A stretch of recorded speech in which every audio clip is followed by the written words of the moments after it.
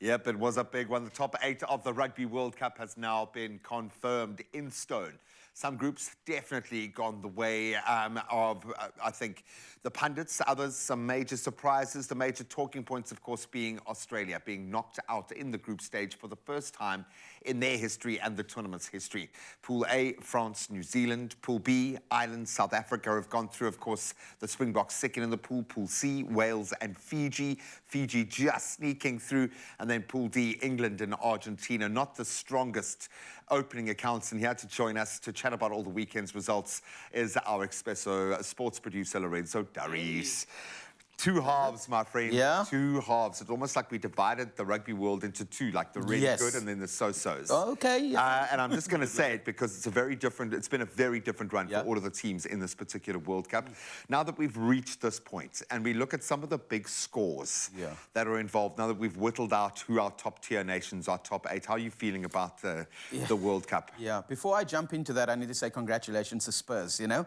Feels nice there at the top, eh? Yeah, I'm not even going to appreciate it for a second, lest it drifts into the wind. For a minute or two there. But it's kind of the old guard against the new guard. It's the Northern Hemisphere against the Southern Hemisphere. It is a tale as old as time, as they put it. It's always been like this. Who is better when it comes to a sport that got developed in England? Yeah, completely, man. No, I love it. There's some polarities here. And I think we'll have time to talk about those smaller teams and how much of a disparity there's been between them. Yeah.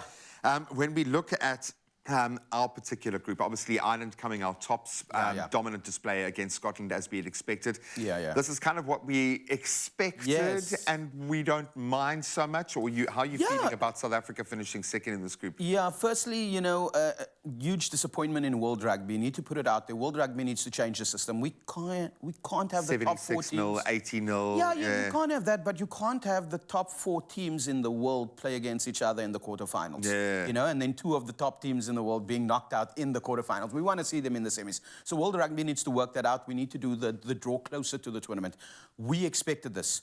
Rassie and Jacques has said it, you know, a few years back. They saw their crystal ball, if it's not going to be New Zealand, and knowing how New Zealand has kind of progressed and regressed, it's going to be France. And they've got a plan in place. So it's going to be a massive one because it is the home nation. They're the host. Lots of pressure. Are we scared? Are we happy that we don't get to face either New Zealand or Ireland in the way that things have worked out, in this sense? How are you feeling about that? Who's doing who a favour here? Maybe it's a good way of putting this. World doing everyone else a favour. Getting 2 of the teams knocked out. That's what's happening at the moment. Yeah, it kind of feels like this is a gap. I'm nervous, but I'm excited as well. I also need to wait and see what's going to happen this week with Antoine Dupont. You know, is that charismatic captain going to be back with the French side? Because he brings a lot of value to the team. They changed. To be honest, it didn't look like they missed him all too much of the weekend. That was just Italy. Let's not get too excited. Just Italy, man. Come on. I must say, they look like a very different Italy to the Six Nations as well. It is a kind of terrifying thought. I don't know who I would want to face less. An Ireland that's beaten the All Blacks or an All Blacks that beaten the world #1 team. What's the ideal here from a Springbok perspective? Who do you see?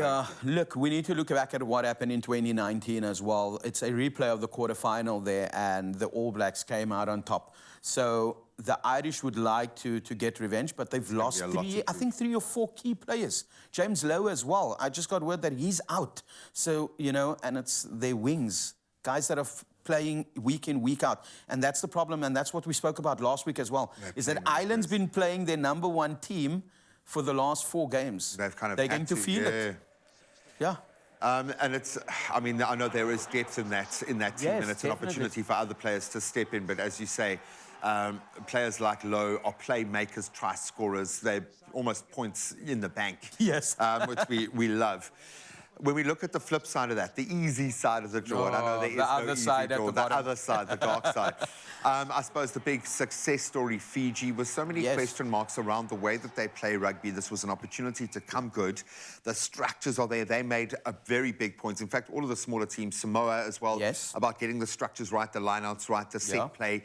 That is there. Portugal. I mean, everyone has shown, and I suppose that's what's highlighted the discrepancy so much more, is the fact that these smaller teams teams couldn't have done the basics better, and there was still these 70, 80-point gaps. So I get that.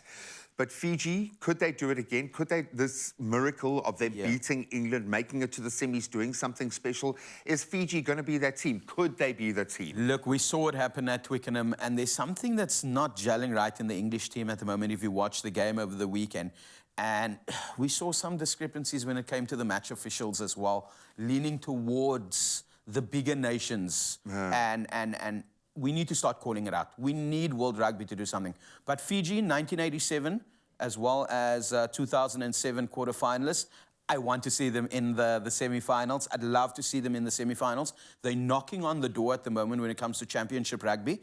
That means that if the Springboks decide after the whole deal in 2025 to move up north, Fiji needs to be the next team that gets included with Japan. Fills that pipeline. That fills that pipeline, and we need to start changing the structure. If this is not an indictment of things that needs to change, the calendar that needs to change, then I don't know what World Rugby is having there in their offices.